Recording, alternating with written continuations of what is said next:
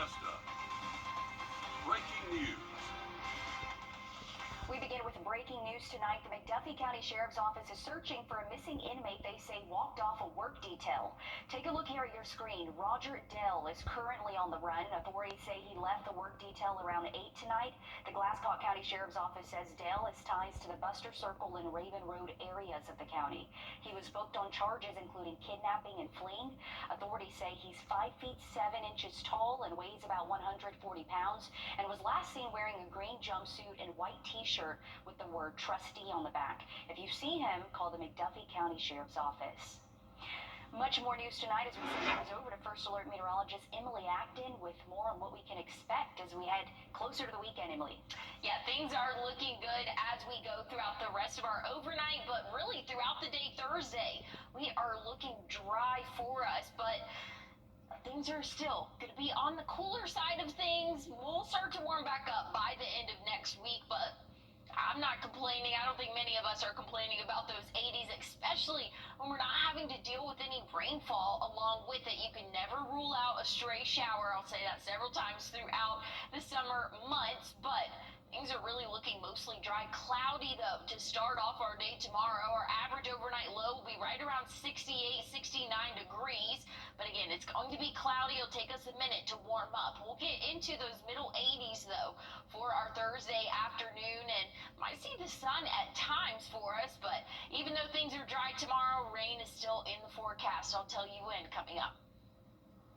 Shots rang out at Fort. A great dad. That's amazing. Before DJ's trip to Sled today, he got to visit Riverbank Zoo where he fed the giraffes and pet a rhino. I'm sure a day just full of fun that he'll always remember. Emily. That's a great story there. I feel like I've been following him for about a year now on social media, so really cool to see that. Looking at tomorrow's forecast, things are looking nice and dry, but rain is still in the next 7 days. I'll have a look at your full forecast coming up. Plus, this week marks 1 year since Tropical Storm Debbie. We check in on some of the hardest hit areas 1 year later after the break. At Parker's Kitchen, we want to offer the best value to our customers, and that's why we serve the biggest, the juiciest, the crispiest chicken tender at a great price. When you're hungry, size matters. First Alert Weather, where accuracy matters, keeping you alert during severe weather and helping you plan your day. We put our money where our forecast is. Each weekday, our forecasted high is within 3 degrees of the actual high. A local charity gets money in the bank. By being 100% accurate for a full month, over $1,000 went to a single charity. No other Augusta station is on your side the way we are, keeping you ready for anything and putting our accuracy to work. The First Alert Weather 3-degree guarantee, sponsored by Top Doctor.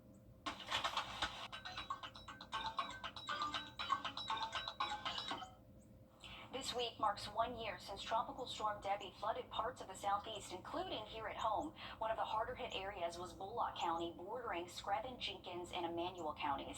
As Olivia Wright reports, the cleanup continues. Even an entire year later, Bullock County residents are still dealing with the damage that Tropical Storm Debbie left behind. The amount of flooding all over this county was unbelievable. This is some of the damage done by Debbie that residents woke up to the next day. The day after Storm Debbie, the Bullock County Emergency Management Team says that around 50 roads were either damaged or flooded. The EMA Director Corey Kemp tells me that the storm took a shift when multiple dams across the county breached. What we were not expecting was the dam failures. The water all over the city and county. Things we were not ready for was water rescues. Kemp says after they had to make several unprepared water rescues, new protocols went into place. Now we are 100% prepared. We have 3 teams throughout the county from Statesboro Fire, Bullock Fire, and the Sheriff's Department. So we're ready to tackle that if it ever happened again. Kemp says that only one of those breach dams has been repaired over the past year. All of them are located on private property.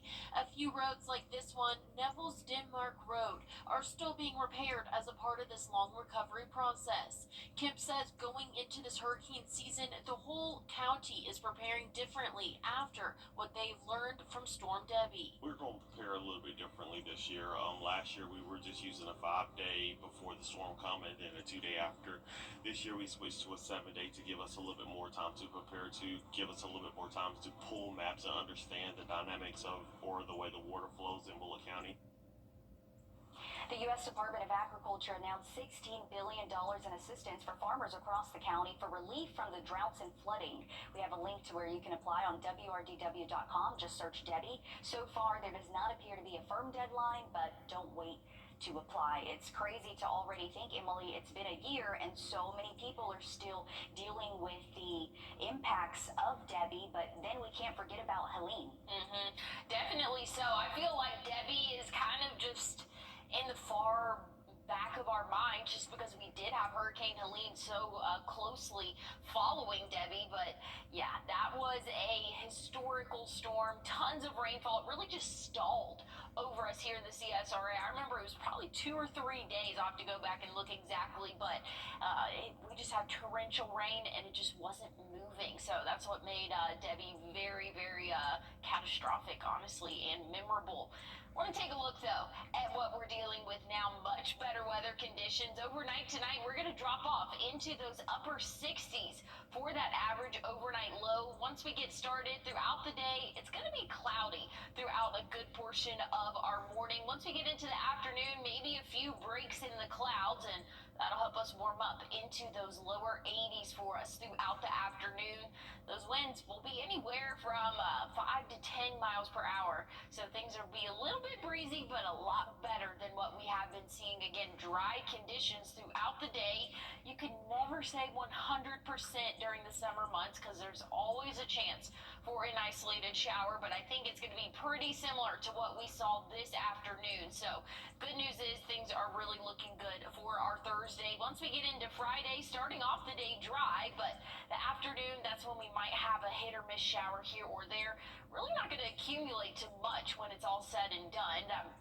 Much heavier rainfall, more widespread, won't come until the end of the weekend. So again, Friday, maybe a few light showers. Saturday looks to be really more for our southern counties, but that could be a little bit more measurable rainfall, and especially Sunday and Monday. I think that's when we'll have anywhere from half an inch to an inch of rainfall at any given point. So something, again, just to keep note of. Things are dry for now, but rain is still returning. Want to look at the tropics, though. We've been talking about this for the past couple of days. This area just off the East Coast has now downgraded to only a 30% chance of developing into a named storm over the next 7 days. And good news is it really looks like if it does form, it's going to be moving into the Atlantic away from us here on the East Coast. So that's definitely some good news that we would love to see this time of year. Once we get into the weekend, temperatures will start to rise. We'll be at 85 both Saturday, Sunday.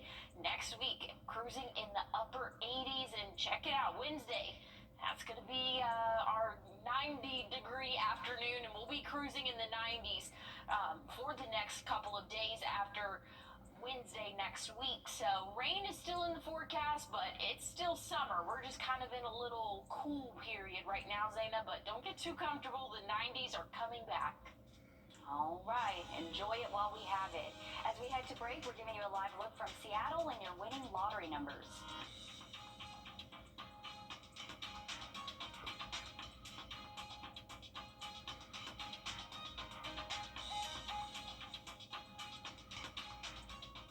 Time and Temp, brought to you by your First Alert weather team. Labor Day sale.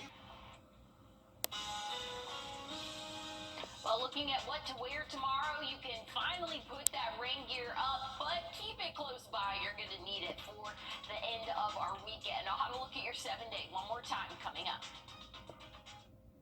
Your What to Wear forecast is sponsored by Bojangles. Bojangles just launched the... Start your car buying journey today or shop online at GeraldJonesLincolnAugusta.com. We have issued a first alert in anticipation. Spring in the CSRA means severe weather season is here. With fast-moving storms that can disrupt your whole day.